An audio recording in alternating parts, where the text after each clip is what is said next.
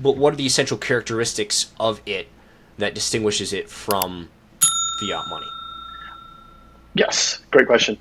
Bitcoin specifically, just to explain. Sure. I mean, the idea of crypto as such is kind of within that Yeah. category. I Okay. know Bitcoin's a little different, and then you get into the weird other coins and whatnot. But I would say that the central, like the main ethos behind crypto and especially Bitcoin is that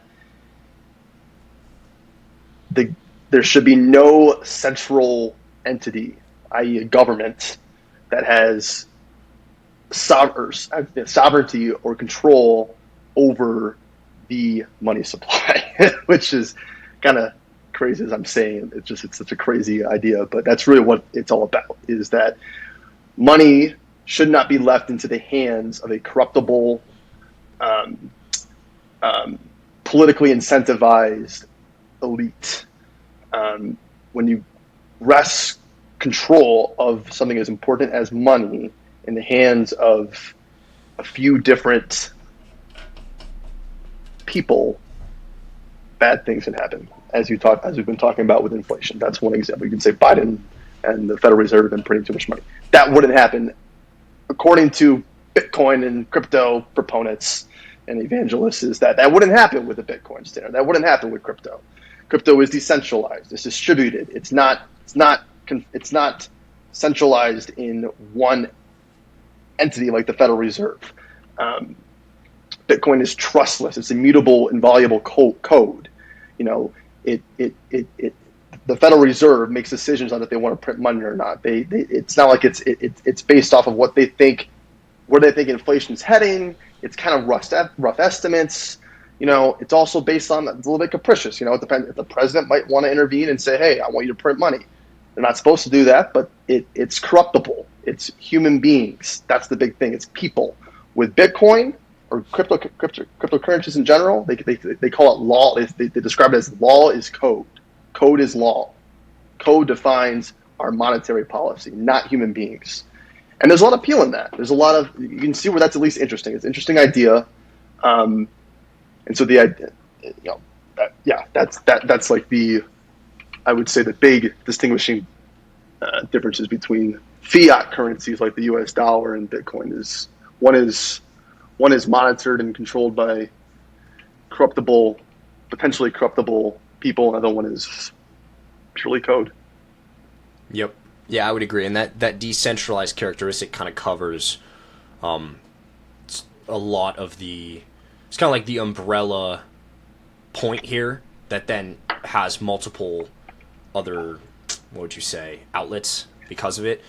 For instance, like you can have your own personal wallet that only you can access. It's not like you have a bank account where you have to go to your bank to get money.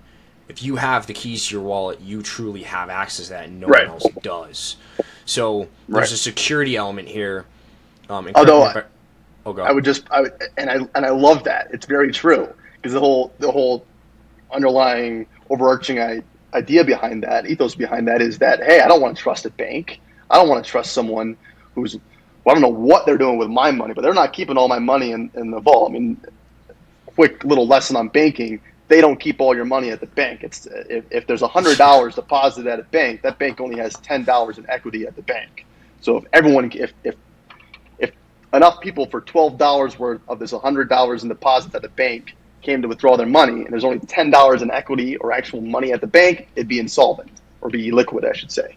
So that's the idea behind it. Is I don't want to trust a bank. I don't want to trust a bank. I can't trust this random. I don't know what they're doing with my money.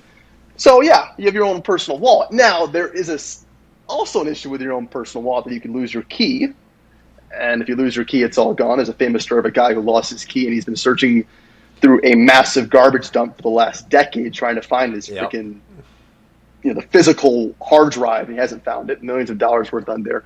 Also, there's this really cool thing that you can do to actually hack someone's Bitcoin or their wallet. It's this really cool thing. It's called a crowbar. You take a crowbar and you go to their house and you say, "Hey, give me your freaking password, your private key. I'm gonna kill you with this crowbar." So there, it's obviously kind of a joke, but it's true. I mean, it's this idea that it's because it's on your own cold, hot wallet or whatever. It's safe. Okay, but yes. Certainly. Yeah. Sorry, I'm done. Back Oh, to you're you. good. No, keep going, keep going. Certainly. Yeah, I guess one of the probably the themes here is going to be that a lot of the concepts are great, the ideas are great, the goals are great. Now, does it work or can it work? That remains to be seen. So, for instance, that's a perfect example of like, well, it's a great idea, Yeah. but there's also crowbars. Yeah. So, like in reality, is this going to be something that truly can replace the dollar?